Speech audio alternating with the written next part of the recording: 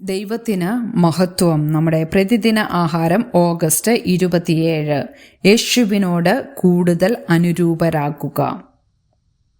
ഞാൻ ലൗകികനല്ലാത്തതുപോലെ അവരും ലൗകികന്മാരല്ല. യോഹന്നാന്റെ സുവിശേഷം 17-ാം അധ്യായം 16-ാം വാക്യം. പ്രച്ഛന്നവേഷ വിദഗ്ധനായിട്ടാണ് ഗ്രേറ്റ് ഗ്രേ മൂങ്ങയെ ദൈവം രൂപകൽപ്പന ചെയ്തിരിക്കുന്നത്. അതിൻ്റെ വെള്ളി ചാരനിറത്തിലുള്ള തൂവലുകൾക്ക് ഒരു നിറം കൂട്ടിച്ചേർത്ത ഒരു ക്രമമുണ്ട്. മരങ്ങളിൽ ചേക്കേറുമ്പോൾ കാഴ്ചയിൽ മരത്തൊലിയോട് സമാനമായി തീരാൻ ഇത് മൂങ്ങയെ സഹായിക്കുന്നു. അദൃശ്യരായി ഇരിക്കാൻ മൂങ്ങകൾ ആഗ്രഹിക്കുമ്പോൾ അവയുടെ തൂവലുകൾ കൊണ്ടുള്ള പ്രച്ഛന്ന വേഷത്തിൻ്റെ സഹായത്തോടെ അവ തങ്ങളുടെ പരിസ്ഥിതിയിൽ ലയിച്ചു ചേർന്നുകൊണ്ട് മറവില്ലാത്ത ഇടങ്ങളിൽ മറഞ്ഞിരിക്കുന്നു. ദൈവജനം പലപ്പോഴും വലിയ ഗ്രേറ്റ് ഗ്രേ മൂങ്ങയെ പോലെയാണ്.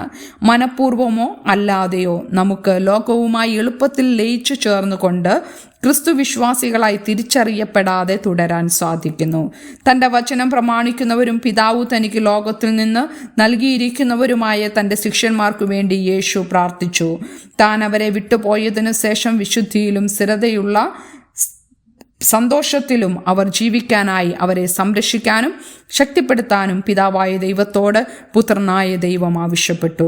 അവരെ ലോകത്തിൽ നിന്ന് എടുക്കണം എന്നല്ല, ദുഷ്ടന്റെ കയ്യിൽ അകപ്പെടാതെ വണ്ണം അവരെ കാത്തുകൊള്ളണം എന്നത്രേ ഞാൻ അപേക്ഷിക്കുന്നത് എന്ന് അവൻ പറഞ്ഞു. താൻ അവരെ അയച്ച ഉദ്ദേശം നിറവേറ്റാൻ അവർക്ക് കഴിയും വിധം തൻ്റെ ശിഷ്യന്മാരെ വിശുദ്ധരാക്കേണ്ടതിനും വേർതിരിക്കേണ്ടതിനും ആവശ്യമാണെന്ന് യേശുവിന് അറിയാമായിരുന്നു. ലോകവുമായി ലയിച്ചു ചേരുന്ന പ്രച്ഛന്ന വേഷവിദഗ്ധരായി തീർന്നേക്കാവുന്ന പ്രലോഭനത്തിൽ നിന്ന് പിന്തിരിയാൻ പരിശുദ്ധാത്മാവിന് നമ്മെ സഹായിക്കാൻ കഴിയും. ദിവസേന നാം അവന് കീഴ്പ്പെടുമ്പോൾ നമുക്ക് യേശുവിനോട് കൂടുതൽ അനുരൂപരാകാൻ സാധിക്കും.